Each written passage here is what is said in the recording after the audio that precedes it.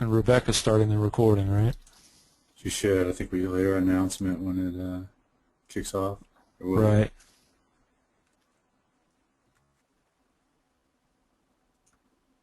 Oh, okay, she started, so whenever you're ready. She started? Excellent. All right. Well, welcome to the meeting today. We're going to be talking about when disaster strikes with Steve Jones. My name is Grant Fritchie. I work for Redgate Software. Steve also works for Redgate. We are here to talk about how you can protect your systems. I mean, how you can protect, the data. More importantly, how you protect your business, because that's really what it all comes down to. You've already switched over to your slides, Steve, so I'm going to just turn it over to you and let it go. But before I do, just want to make sure everyone knows there is a question area where you can type in questions. I will ask them. If I have to, I will interrupt Steve, and he can answer the ones that I can't. So take it away, Steve. All right. Thank you, Grant. Good morning, everybody, or good afternoon, wherever you are, and thanks for joining us. As Grant mentioned, I'm Steve Jones. I work for Redgate Software. I also run SQLServerCentral. I founded that site a little over a decade ago, and it's been my full-time job for quite some time. And a few years ago, Redgate bought the site, so now I work for Redgate, and I really enjoy it. So today, we're talking about how you prepare for when disaster strikes. And I want to start with this short little clip from the people that used to work at Pixar. I don't know how many of you have ever seen it, but it's a short little 8 or 9 minute video that's worth watching if you get the chance. And it's about the production or the build of Toy Story 2, which was the sequel to Toy Story. Now, Toy Story was the first full-length picture from Pixar. It was a huge success, won a lot of awards, made a lot of money, etc. Pixar followed that up with A Bug's Life, which was also very well received and won a lot of awards. And so they started their third film, which was Toy Story 2, in the late 1990s. Now, this was their largest film to date, a budget of about $90 million. It was substantially more expensive than all the other films they had done. And so they had spent a lot of time, being prepared or trying to make sure that this film was ready to go. So in late 1999, they were actually working on the film, and one day somebody ran RM star on their Linux machines. Now, for those of you that understand Linux or Unix, or those of you in DOS that might have used the rmdir command, this ends up trying to delete everything from your system as quickly as possible, and that's what happened. In about 30 seconds, a tremendous amount of data and information from Toy Story 2 was essentially just flushed down the toilet. Now, this was rendered images, this was code, this was things that would be very, very difficult to replace. In fact, the people at Pixar estimated that if they had to recreate all this data from scratch, that it would be 2 or 3 man years, that it would take to recreate this data, and they really didn't have the time or money to do this. So of course, what do you do when you make a big mistake like that? You cause a problem on the network. You call the IT staff, and immediately they said, you've got to stop this, pull the plug on the machine, and you've got to get a restore going because we need to get this data back. There was a real danger at the time that Toy Story 2 would not come out, or that the project itself would be canceled. If you want to know what happened, then you can go watch the video. The link is in the deck, which we'll have up there, and feel free to do it. It's kind of a cute story. My kids love it. The real question is, when somebody calls you from work and said, we've had this disaster, we've had this problem that's occurred, what would you do? How do you respond in a situation like that? Now, of course, you have to get things going and you have to get things running, but there's a lot more to it. So imagine that you are actually at home, you're asleep one night, and you're on call, or maybe you're not on call, but somebody does call you, and you get up and you have to respond to a situation, and you have to now decide, what am I going to do? Somebody calls me and says, we've had this hardware failure. You can imagine it could be a hard drive crash. Hopefully not like this. This would be a little hard to explain. You could potentially have some problem with your SAN. These days, many of us in the database world work with storage that's on a central SAN network, and standard administrators make mistakes like the rest of us. It's entirely possible that somebody decides to move one of your LUNs because they think it's not being used, and that LUN contains your MDF file. Grant had a lot of rain today. We've had a lot of storms all around the world, and some of them have caused significant disasters. I've had friends that have had their data centers flooded. I've had power surges and problems like this where you could have a natural disaster cause you some kind of hardware problem. And the question I kind of ask you is, what would you do in those situations? How do you respond to those? Obviously, you have to get the system running because that's really what your job is. And of course, you want to do it as fast as you possibly can. But how do you know how fast you should work? Not every system and not every application requires that you jump out of bed and drive to work or call additional staff in or call for replacement hardware. If a development system fails for one of the build machines or one of the developers' workstations, I'm not likely to get out of bed at 4 a.m. on a Sunday to go fix that system. I'll probably delay that till Monday. A lot of that depends on what your SLA is, and you have to think about your SLAs for different systems. I don't know how many of you have SLAs, and it's been kind of a hit and miss scenario in my world where sometimes I have a SLA and sometimes I don't, but I've learned over time that I want to have SLAs really because they allow me to prioritize work and perhaps defer work for myself. So I don't want to just make sure that every system has the same SLA. I want to know which are my lower priority systems. And the way that I typically do that is I use the two terms at the bottom of the slide, the RTO and the RPO. And if you're not familiar with these as an administrator, you should be. You can search and look them up. They stand for recovery time objective and recovery point objective. The first one is essentially how much downtime will we allow, and the second one is how much data loss is acceptable for our particular systems. You have to examine these, for your groups of systems. You may have production level systems for accounting and sales and your website that may be different than your production level systems for recording time for internal people or recording vacation or something else. Essentially, you have to just group your systems together and decide with the business owners how much data loss, how much downtime will you allow.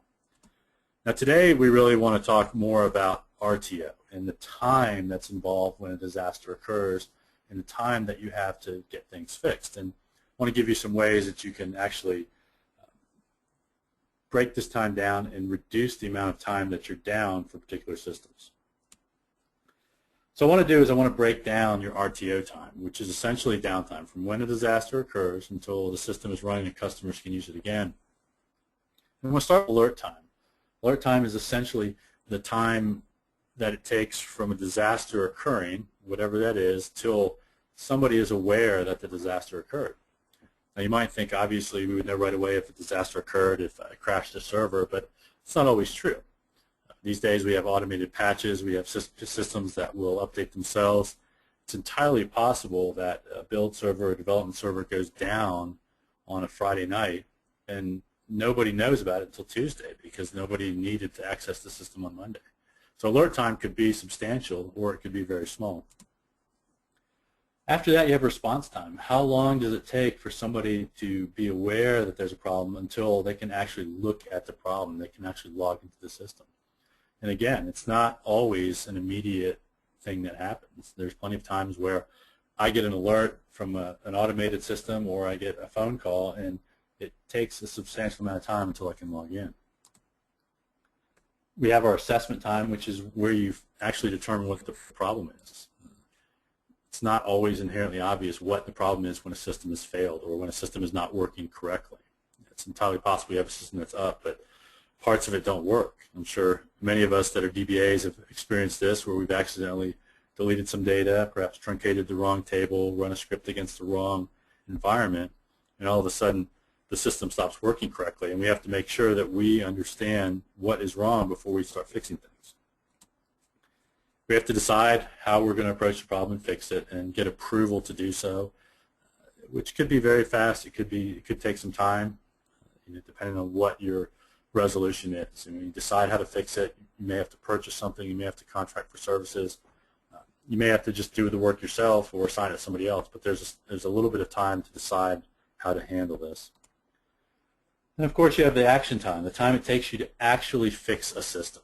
And that could be a non-trivial amount of time. I've had systems that were down for days while people were working on them to try to figure out, or not figure out what's wrong, but to make things work again, to rebuild indexes, to rebuild software and apply patches, things like that.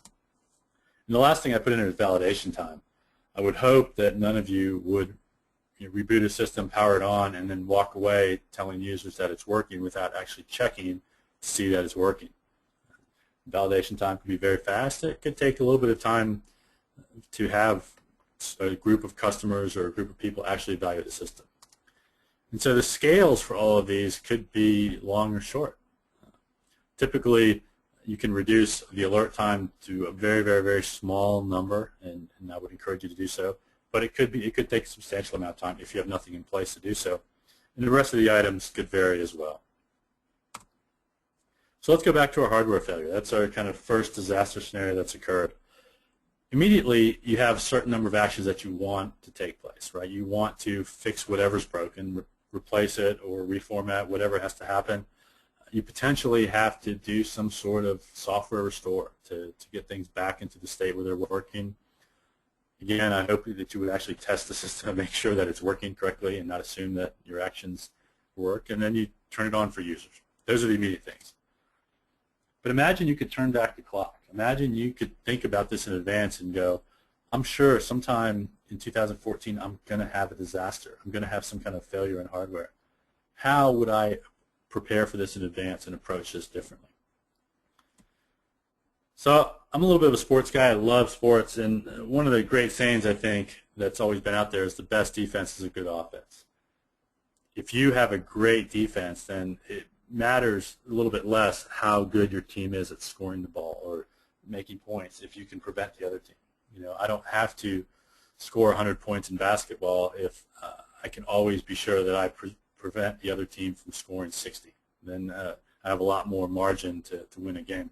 The same thing here. The more that you can prepare your systems to be recoverable and to mitigate disasters, the better chance you have of reducing all the issues and problems and complaints and other things that occur.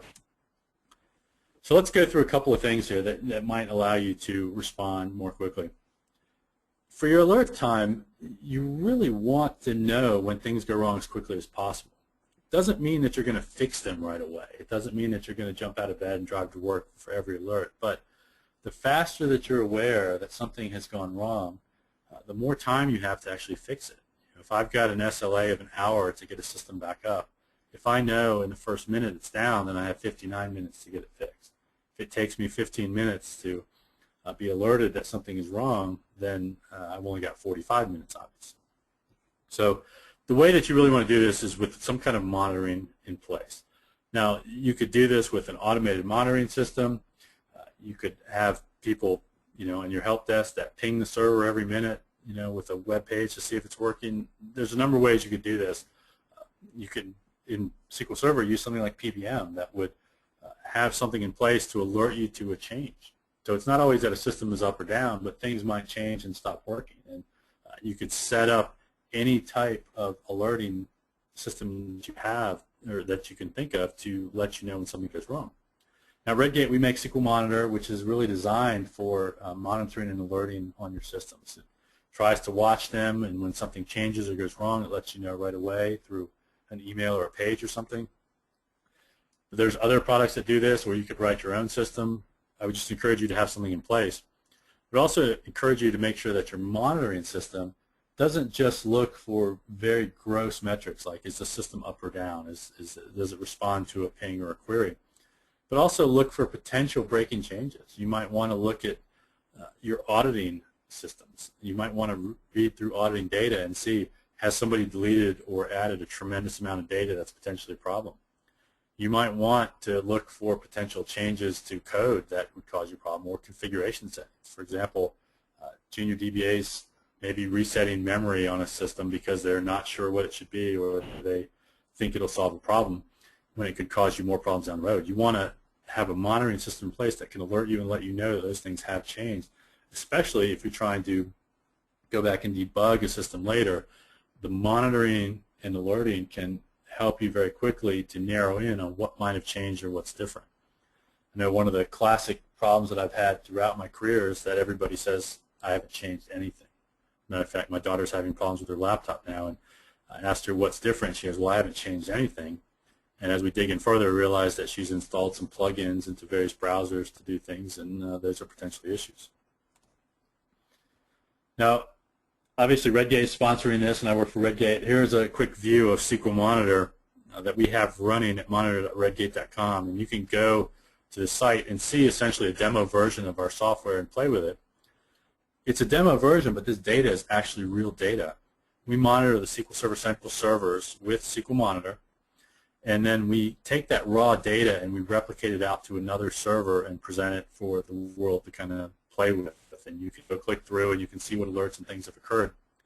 Our IT staff actually gets the data and deals with alerts and uses it for different things.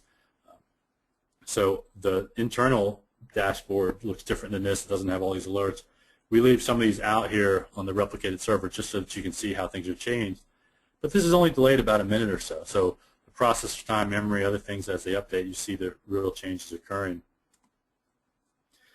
As an example of what we do is we pre-configure a number of alerts in SQL Monitor strictly so that when you set it up, it automatically starts doing things for you. Because part of our mantra at Redgate is this ingeniously simple tools. We want things to be working very quickly and very easily for you. And one of the alerts we set up for you is machine unreachable, which essentially does a connection to the host machine to see if it's actually working. And then we can let you know right away if something isn't working. We have a number of other alerts. I won't go through them all. If you're interested, please just go to the alert settings in the monitor.redgate.com, and you can see all the different preset alerts, and we have custom alerts in there as well, so we can monitor any kind of SQL query or script or code that you want to run against the server to see if things are changing. We can alert on that and keep track of that data. As a matter of fact, Grant has written a number of alerts that we have published out there that you're welcome to download that do things like look for low memory or memory issues on any of your SQL servers. So now let's go to response time. We know we can, with monitoring and alerting, bring alert time down to a very small number. How can I minimize my response time? And for lots of people, they always think response time's got to be minutes. That these days with remote access and VPN, and all the connectivity across all our devices, we should have minutes of response time. But it's not always the case. Imagine that it's Saturday evening and you went to the grocery store because you needed to pick up a few things, and you're standing in the store and somebody calls you. You've got to abandon your cart. You've got to walk outside. If you're like me, you're never parked close to the door, so you've got to get to your car and you got to drive home potentially. I could potentially access some things on my phone, but it would be alerts. I wouldn't RDP into a server from my phone, so maybe I've got to drive home, and that could take time. If I'm my house from the grocery store is 20 minutes. I live out in the country. Even if you're relatively close, it's going to be 5 or 6, 7, 10 minutes to get home. Then you have to log into VPN, of course, because you should use secure access whenever you access something like a server. And if you're like me, you probably have to retry VPN once or twice because we just have connectivity issues, and you're going to have connectivity issues when you've had some other issue. That's Murphy's Law. You're going to have problems. The point is really response time is longer than you think. I've had 5, 10-minute SLAs to respond to pages, and most of the time we would respond in that time period, but without a doubt there were times that you couldn't get a response in that period of time for various reasons. And so you always want to allow for a reasonable, realistic response time. Don't let yourself get caught into this, I can respond to every page in 2 minutes. Because sooner or later you're not going to be able to. You're going to be in the shower and not hear the phone, or something else is going to happen.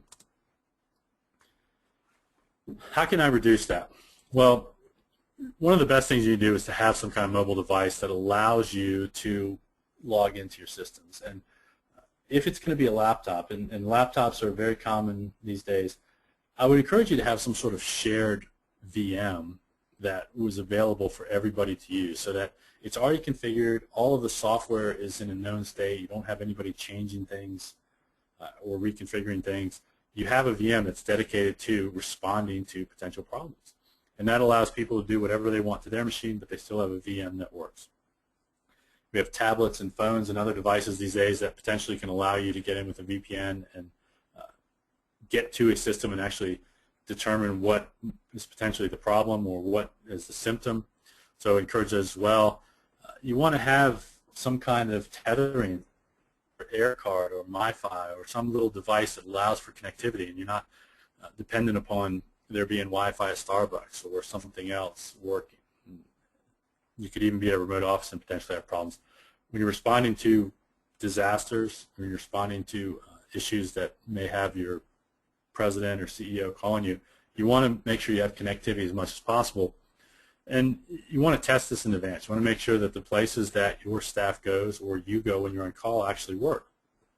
And that kind of brings me to the last item on this slide is just rules.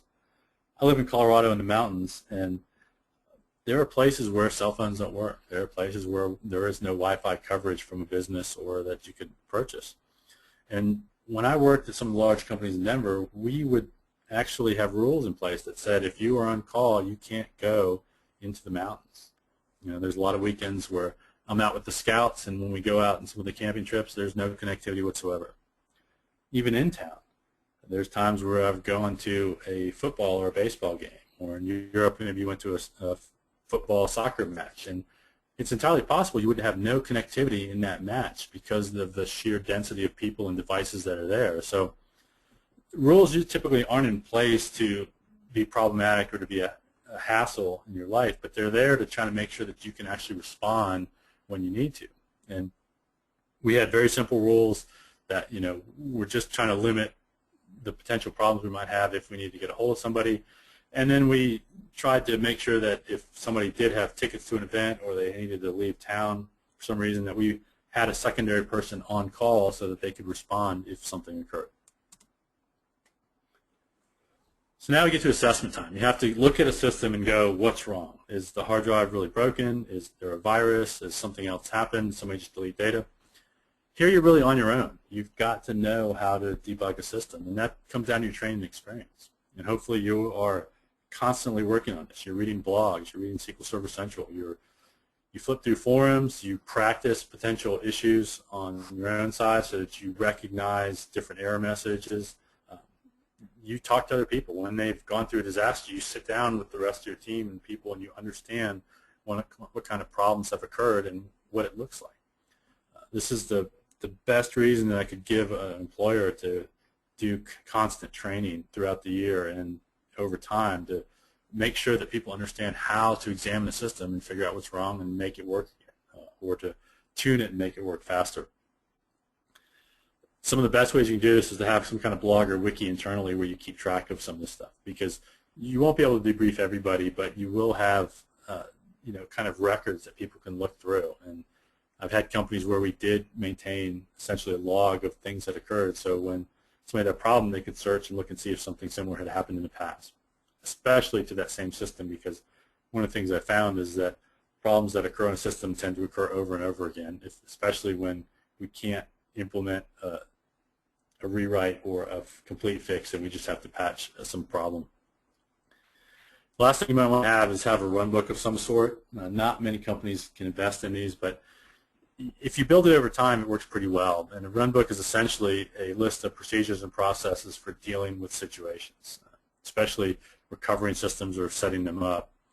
Ideally, you want your most experienced people to write this down, to document it somehow, but you want your least experienced people to check it or to practice with it, because the least experienced people will find the problems.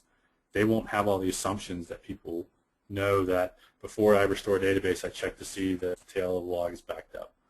Junior people won't know that. Experienced people will, and sometimes they won't write that down. If you're going to do something like this and try to make sure that your entire organization is able to respond to issues and you have some cross-training, think about using people outside of your area of expertise to do this testing. For example, when I worked at J.D. Edwards and we had 20 operational people to run our entire network, we only had 2 DBAs out of that 20. So when we would try to do restores or we would try to rebuild indexes when we were having problems, you know, things like that, we would use the Exchange administrators and Windows administrators so that they had some exposure to Enterprise Manager and to Management Studio, and so they would be familiar with how the process worked. They might not completely understand it, but they could follow the process and tell us where we hadn't explained something or tell us where something was confusing. So you've responded to a disaster and you've figured out what's wrong. Now you have to decide what to do. Now, you don't want to be in a big group of people, especially a big group of managers like this that is trying to examine what's wrong and figure out what to do for it, because too many people together means a lot of gridlock. You can't get things done. At the same time, you don't want to just make the decision by yourself and implement a fix without talking to anybody else or having anybody else aware of the potential impacts, the costs, the time, anything else. Really what you want to do is take this slowly and then make sure that you not only understand the situation, but you have somebody that you can present the idea to and get some approval from. I have, when I worked at JD Edwards, we had a large incident response staff where when we had major issues, and as an example, SQL Slammer was one of those issues that shut down our network, we would pull 10, 15 people into a room that were designated from different parts of the business to respond to disasters. And we couldn't always get a decision reached or something happen in those areas. As the technical people would narrow down a problem, what we would try to do is make sure that we understood exactly what was wrong and we could explain it to somebody in charge and present that to a small group of people, 1 or 2 or 3 people that could evaluate our solution and our idea and then make a decision on how to move forward. I had a friend who was in the military and he told a great story about this where he said he was a young officer in the military and he went to see his commanding officer one day telling him that we have a problem in the way that we're doing things. And his commanding officer looked at him and said, I need you to go outside, think about that, and come back in again. So he knew he'd done something wrong, thought about it, came back in and said, all right, we have this problem and I think this is the solution. And the commander said, that's good, but there's 3 things that you need to remember all the time. First one is, don't ever bring me a problem without a solution. I have no shortage of problems to take care of and that occur, but I always need somebody to bring me a solution as well. The second thing is, don't just bring me one solution, because there shouldn't just be one way to solve problems. And in technology, there certainly isn't one way to solve problems. Usually we have multiple options. So you want to present multiple options that somebody can pick from. The last thing is, give a recommendation. A lot of times you present to a manager or somebody that isn't a technical expert, they don't know how to evaluate things against each other. So they want a recommendation from you. They want you to tell them the pros and cons, what are the downsides, the potential issues, what are the advantages of doing things a certain way. Don't forget about costs, but pick an option, have multiple options, and then present them to a small group that you can make a decision with and actually move forward. Then you've got to fix things. Now, in our first scenario, we've got hardware failure. We have to replace hardware that's failed. How can I reduce the amount of time it takes for me to replace hardware? Well, there's a number of things we can do. If you're in a large company, you may have a depot or spare parts vendor that you can get a hold of that will drop ship or immediately deliver you new parts. In Denver, we had vendors here, so IBM or Lenovo, HP, various companies had sets of parts in warehouses around the city that we could get delivered within, say, 2 hours of a phone call. But we have to make sure that anybody responding to disaster knows who to call, what the account is, the authorization code or login or anything else, and they can get that to happen. You may want to keep spare parts in place.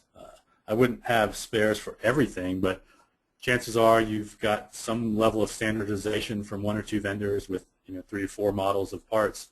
You want to have some level of spare parts on hand. If you have a SAN, I hope you have spare hard drives, because the larger your SAN, the more often you're going to have hard drives fail. They're not going to bring your SAN down, but you are going to need to replace hard drives on a regular basis. At a large company I worked at, I think we replaced the hard drive every single week, if not every day, from just having hundreds and hundreds and hundreds of drives that were spinning in these SANs. You want to think about payment. Now, I don't mind spending money to fix a system, out of my own pocket, as long as I can get reimbursed. It sometimes can be an iffy proposition in a disaster of being reimbursed for a piece of software. And one of the great stories I have is one time we had a system that we had a problem with, and somebody had forgotten the administrator password. They had changed it and hadn't documented it anywhere, and this was a one-off system. And we were trying to figure out what to do. We could reinstall the system. That wouldn't, it's a possibility. We could certainly do it, but it would be hours to get things back up and running because this was back in the NT4 days. Or we could spend about $300 on a piece of software that would preset the administrator password for us, and we could then get into the system. Nobody wanted to spend the $300, including myself, because we had issues with reimbursements in the past in some of these disasters. So an easy way to fix this is to have a conversation ahead of time with your manager or with your director or somebody else and say, if we have a problem, can you authorize me to spend a certain amount of money without questions asked so that I can try to get things working? That can go a long way towards making sure that things work well. You might even extend this to thinking about resources that, can I buy dinner or something? Can I take care of my staff if they've got to work all night long? A lot of times it's not a big cost, not a big payment, but it goes a long way to trying to motivate people and ensuring that they work faster. And then the last thing is practice replacing hardware. I don't know how to replace a drive in a SAN. I might be able to figure it out. I might mess it up, but that gets into cross-training where you want to ensure that the people that respond to disasters know how to do some of this work. That as we get further and further away from building our own machines and dealing with the hardware, and lots of us become specialists, we want to still understand how we can make some of these changes. Does any of you know how to replace a card and a switch, or do you know how to actually go open up a server rack and find hardware?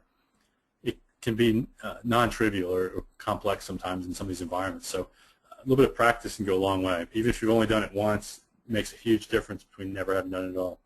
In terms of our software, though, we also want to practice different ways we can recover a system.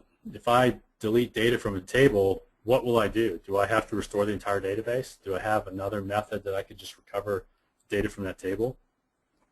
There's a variety of ways that you could do it, and there's a variety of tools you could use. There's ways you could do it natively, and if you look on SQL Server Central, there's some interesting solutions people have for recovering data. At Redgate, we make a number of tools, as do other vendors, but at Redgate, we've got some specific tools that can help you. We've got Backup Pro, which does a great job of backing up systems and allowing you to very easily recover them. If you've got administrators that aren't SQL Server administrators, if you give them Backup Pro, it's much easier for them to figure out how to recover a full and a differential and multiple logs and a tail log using that software than it is doing it with scripting. Scripting works fine, but when you're dealing in a disaster situation and you're under stress and you have people that may not be familiar, having tooling goes a long way towards making it easier. We have data compare as well, so that I could actually compare my current database with a backup file and recover that small bit of data that I had actually restored or that I had actually deleted before. So there's various methods that you could use to do this. You can build your own scripts and have those ready, and point somebody to your script with a few parameters to do the recovery. But you want to just have this in place in advance. You can have some practice that occurs these days with virtual machines and the developer edition of SQL Server having all these features and being easy to use. There's no excuse to not just practice with little people with different staff and make sure they can help you recover systems. And at the very end, you have your validation time. And I would really encourage you to think about this for a minute and don't forget this.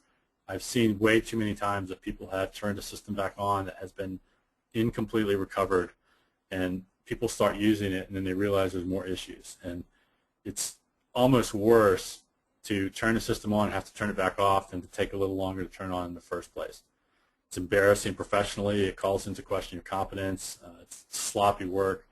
There's no reason not to do some kind of validation to make sure that the system is working correctly and that all the features and functions are there. One of the things I would encourage you to think about doing is talk to your developers and your QA people, and the ways that they determine that a system is working and that is valid for a rollout. You could run a lot of those same scripts and tests on a production system to make sure that it's actually working correctly before you turn it on to users. These days we can recover a SQL Server system with restricted user and allow only administrators in there. If you had a set of test scripts you could run, you could probably very, very quickly validate a system. If you have to do it manually through some application, potentially you forget to do something and it takes more time. At Redgate, we make SQL Test, which is designed for developers to help them test code and make sure that they're building their application properly and that it is not going to have too many bugs. But you could use that same type of process on your production system. SQL Test runs the T-SQL-T framework. It's a GUI on top of that, so we make it really easy for you, which is what we try to do at Redgate. But you could have T-SQL-T set up separately without having SQL Test, and you could run scripts against that if you have them in place in advance. If you prepared for the disaster so that you can recover, you could reduce this validation time to a very, very short period. And here's a quick look at SQL Test on the screen, which is just, it's a plug-in into Management Studio that allows you to have all these tests, and you can pick a category of tests, click Run Tests, and it'll run them all and let you know if they pass or fail. So that's the first disaster. We had a hardware disaster and a failure, and hopefully give you some things to think about how you might prepare in advance, knowing that at some point in your career you're going to have a hardware disaster. So let me tackle something a little differently now. I'm sure some of you have done this. I know I've done this before, where you're sitting at your desk and you're busy, you're working on a few different things, and somebody is telling you that they want to test their load. It's an SSIS load, or it's an application that's loading data, and they say, hey, please, delete this data so I can rerun my tests. And you connect to Management Studio and you say, fine, I've got a script ready. I open it and I say delete. But you highlighted the delete statement because you only want to run that part of the script, and you forgot to highlight the where clause. And so you deleted all the data in the table. And then you realize that out of habit you connected to the production server, not the test server, and all of a sudden your phone's about to start ringing because you just deleted data in production. What do? Well, probably some of you would call your boss. Probably some of you would just start a restore and then call your boss. Some of you might panic, delete something else. Hopefully that's not what happens. But you have to recover that data fairly quickly, and you may end up going to another system, restoring somewhere else. Who knows what happens? But imagine I turn back the clock and go, I'm sure I'm going to run a delete statement without a where clause at some point in the future. How could I be prepared in advance for that? Well, my alert time, my response time are almost nothing because I hopefully realize very quickly that I just deleted things.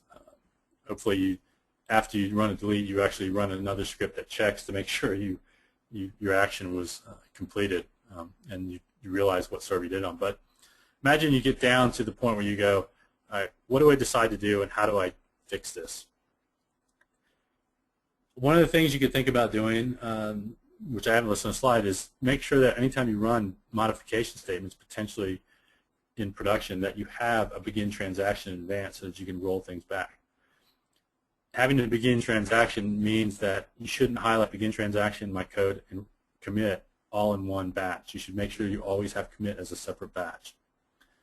But the other things you could do, if you've got major changes you need to make, you could potentially use database snapshots. These are enterprise-only edition features, but if you have enterprise edition, and lots of people do, think about using snapshots before you have to make major changes, especially with patches. You might have auditing in place, and this is a good reason to have auditing in place because potentially you have either auditing in SQL Server or some type of auditing tool that allows you to roll back changes like this. Because it might not be you that makes this change, it's potentially somebody that's using an application. Maybe they use Excel, maybe there's a way in the application they could actually delete more data than they expect. You might use log reader tools. At Redgate we have Log Rescue, which we give away for free. Now it only works in SQL Server 2007, but there are other products out there that can read your log file and your transaction log file and recreate the reversing transactions that would restore your data. The other thing you think about doing is virtual restores or data compares, where you actually look back at another system or backup file and you pull it back very quickly with less resources, and then you use that to get your data back. There's a number of ways you could do it, but you'd have to think about it in advance, have either software or process in place, and understand how to do this very quickly to recover a system. And of course, when you get done, validate to make sure you restore the data correctly. All right, another scenario that happens, and this has actually happened to me, hopefully not too many of you, but it potentially will happen to all of you in your career at some point. You wake up Monday morning, you come in, and you have somebody call you on the phone that says, hey, I got this weird 824 error when I was running this query in the application. Now, hopefully, all of you realize that 823, 824, and 825 errors are indicative of corruption and potential problems in your database. And that's usually a bad day when that occurs because there's a huge potential for data loss when it occurs. If this happens, hopefully, you know that it happens immediately, because if you find out that it's in all the backups for the last 2 weeks, because corruption lives in backups, and you have to restore from a backup that's 15 days old, that's a bad day. You might, that's one of those days that's potentially a career-limiting event where you could get fired or let go for that oversight.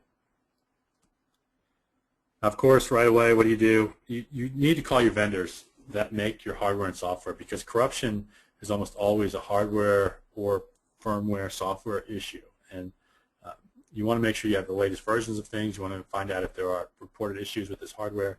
Most importantly, you ought to think about starting to replace hardware, because if you get corruption once, there's a good chance you may get it again. Obviously, you have to check your backups, and you have to restore another hardware if it's a hardware issue. So those are your kind of immediate issues, and depending on the size of your database, that could take time. There's people that it would take over 24 hours to restore a database. But imagine I could roll back the clock and I could think about, man, I know I'm going to get corruption in 6 months. What could I do to be ready for corruption and reduce the amount of downtime that's going to occur? Because you can't prevent corruption. There's nothing that you do that necessarily causes corruption or that you can do to prevent corruption. Right? It's a failing. Often it's a failing in hardware. But if you know that it's going to occur, what can I do to minimize my time? The best thing that you can actually do is to run dbcc checkdb as often as possible on all your systems. Please, please, please, if you don't remember anything else today, please make sure that you're doing this. I would say that at a minimum, you should be running this on every important database every month, if possible every week. And if your stuff is small enough, just run it every day, because you want to detect the corruption issues as fast as possible. That allows you to minimize data loss. If I find out I got corruption last night and I find out today, then I can take steps to fix that right away. If I find out about it in 3 weeks, I could potentially have lost much more data because of the time that the corruption has to live there or to expand into other areas. If it's hardware related, it could continue to move across my disk. The other thing you can do is keep your firmware and drivers up to date as often as possible. I wouldn't necessarily recommend patching every release the vendors put out, but fairly quickly I would keep an eye on knowing how many drivers and patches are coming out and looking to see if other people report issues or if the vendor is repatching them. Be aware that there are potential problems out there and that vendors find them and they release patches. And you want to be aware of, are the problems found serious enough to warrant a patch? Should I delay, but not delay too long, because if I do have an issue, I want to know how far out of date I am. Now, I know DBCC can be resource intensive. It can be problematic to run on production systems. There's other ways you can do that. Backup Pro, we make a couple products, but Backup Pro is a product that we have that does your backups for you, but it has a number of other features as well. And one of those is that it can schedule restores automatically to other systems. So I could back up, say, 30 production databases, and then I could schedule restores all 30 of those databases onto one spare system and run CheckDB on it automatically.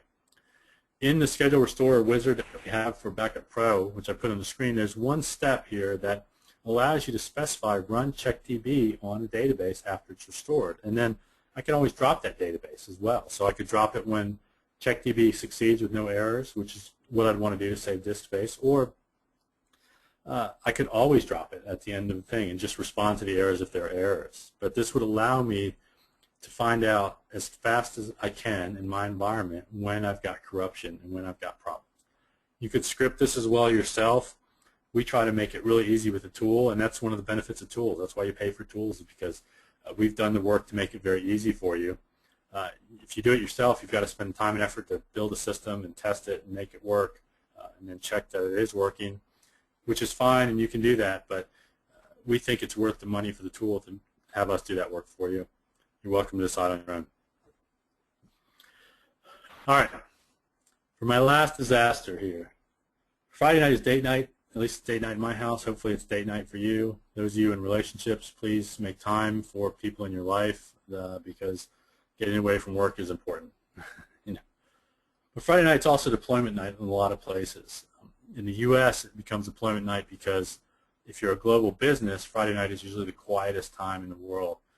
You have until Australia comes online the next day. You know, Europe is already put down, depending on where you're in the U.S. Usually you can time it so that most of your U.S. customers are done with their business for the day as well. So when you get to date night and you're out, what if you get called? What happens if somebody calls you and says, hey, we were doing this deployment and it didn't work? How do you deal with that? How do you roll back? If somebody's updated your sales system or your website and they go, we meant to put out version 7 and we put out version 5 instead because we weren't paying attention to the scripts we used. How do you fix that? That can be tricky in a database world because we have to maintain all that data. Unlike an application where they can just delete the executable and put a new one down, we've got to maintain all this data. Could restore, obviously. Maybe you have rollback scripts that allow you to undo things, but you've got to have something in place, and hopefully you've thought about this in advance. And that's the whole point, right? We want to think about this in advance. How would I turn back the clock and go, I'm sure my developers are going to make a mistake sometime in the next year in one of their deployments? Well, there's a variety of things you could do here. One of the things, again, that I mentioned is database snapshots. They are enterprise only, but this is a great way to just take a snapshot of your database. Somebody can then do alters and change data and add columns to objects and all the things that they want to do. And if they realize there's an issue, you can revert back to that snapshot in a few seconds. It's very, very quick to do that.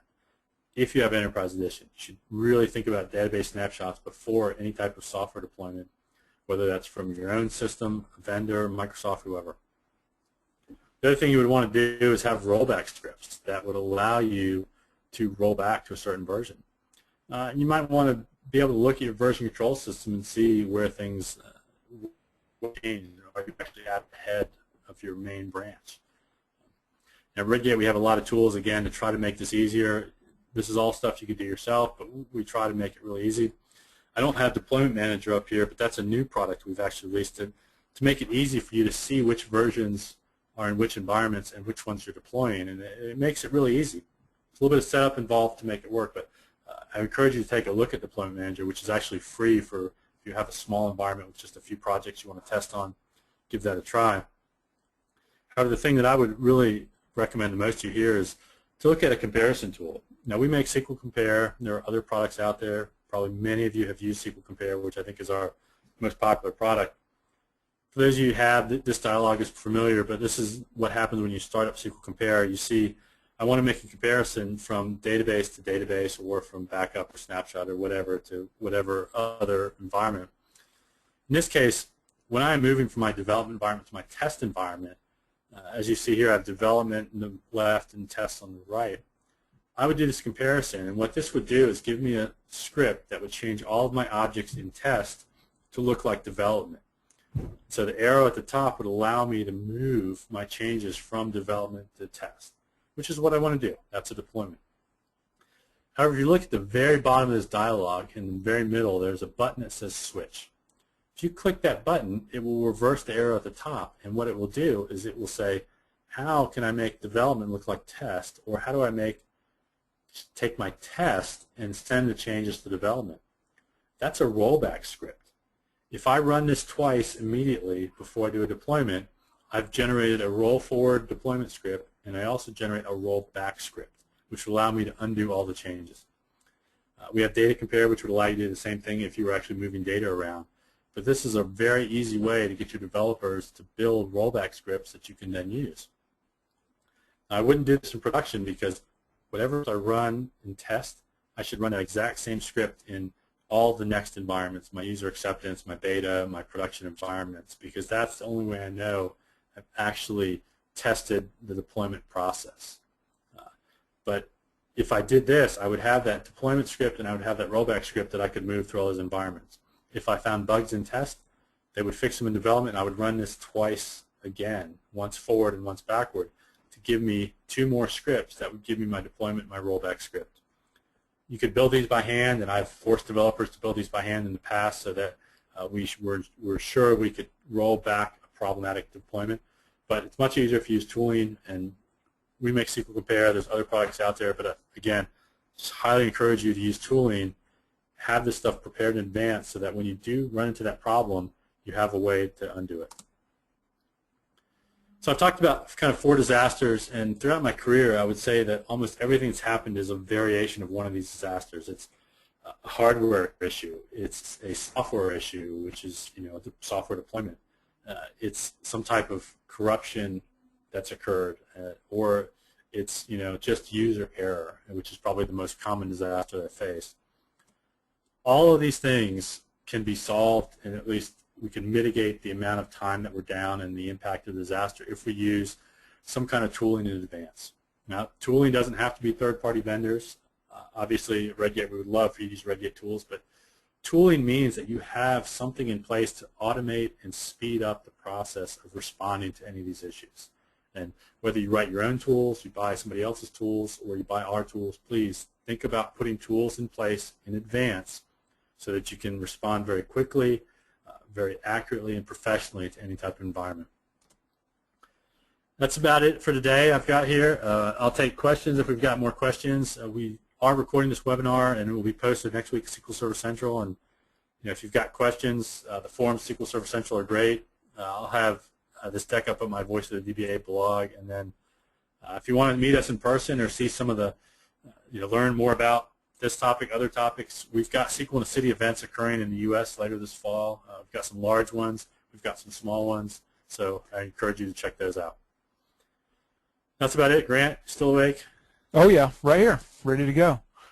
All right.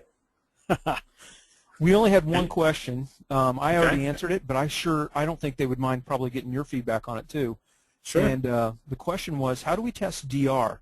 Do we test on our production database, and do you have any guidelines? So how do you test DR?